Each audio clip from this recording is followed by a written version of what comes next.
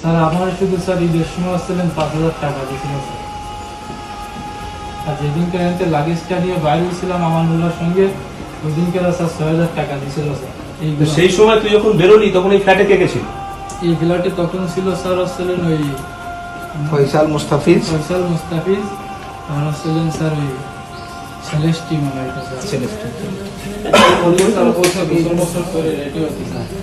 পরে স্যার গোসল মোসল করে রেডি হয়ে স্যার। সে কখন কটা বাজে গোসল করে রেডি হতে? সেই সময় স্যার 2টা বাজে। কে বললো গোসল করে রেডি হতে? আমানুল্লাহ। আচ্ছা, তারপরে স্যার রেডিমেড হওয়ার পরে স্যার আমার জামা কাপড় ছিল নিচের ওই। তুই তো জানতে সোজে একটা ঘটনা ঘটে জানিস না? দেখিয়ে আসছিস না, তুই তো দেখিয়ে আসছিস, সবই করলি, তুই সুন্দর করে ঘুমাইলি। ঘুমানোর তোকে বললো না যে তোর একটা ঘটনা করতেছে, আমি এতে পালাই বা এতে কোথাও যাই, মনে হয় করেছে? ওই যে স্যার। হ্যাঁ জি স্যার। তুই যাস না কেন? আমার কাগজপত্র হাতে কোনো কাজ। এর চেয়ে বড় যদি পুলিশ আসে বা কোনো ঘটনা ঘটে, তুই কি দাঁড়ায় রাখতে পারবি? না স্যার। তোর সামনে তুই পারলি না কেন? তোর সাথে একটু কথা বললাম, সত্যি কথা। স্যার আমার শুধু স্যার ঈদের সময় আসছিলেন 5,000 টাকা দিয়েছিল।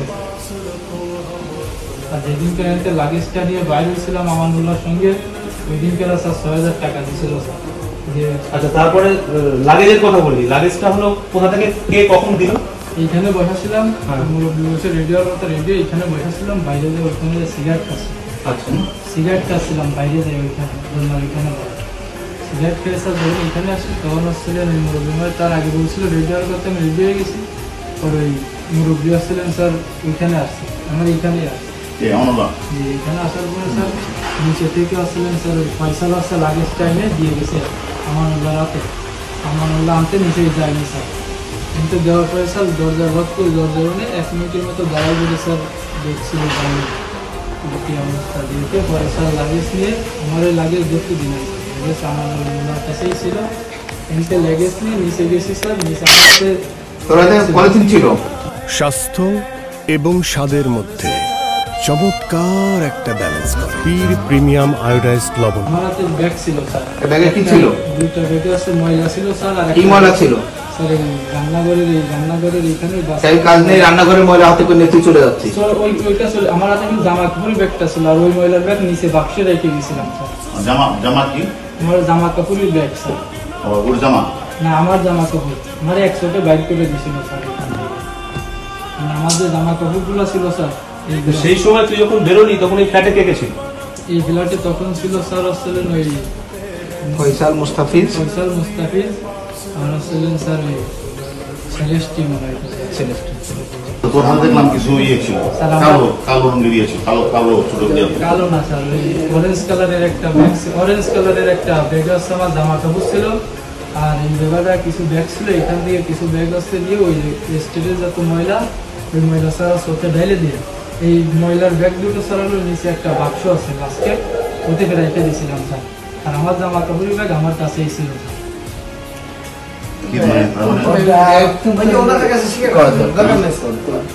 তারপরে কোথা দিয়ে কি করলি?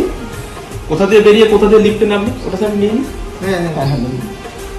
বা সামনে সব ঠিক আছে।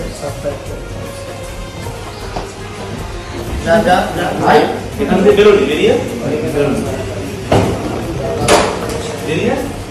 বাথরুম ডাইনিং টেবিল কথা ছিল, কোন বাথরুমের কাজ ওইটা হয়েছে। আর বাথরুম ধরিয়ে আমরা চেক করি। কে কে বেরোলি এখান থেকে? বেরিয়ে নিচে গেলি।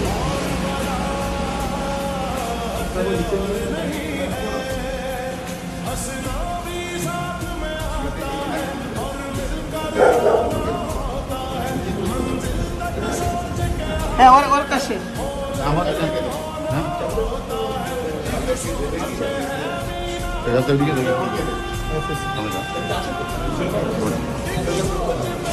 দিয়ে দাও তুমি।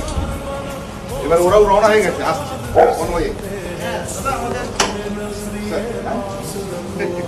তারপরে এখানে কে কে নামলি?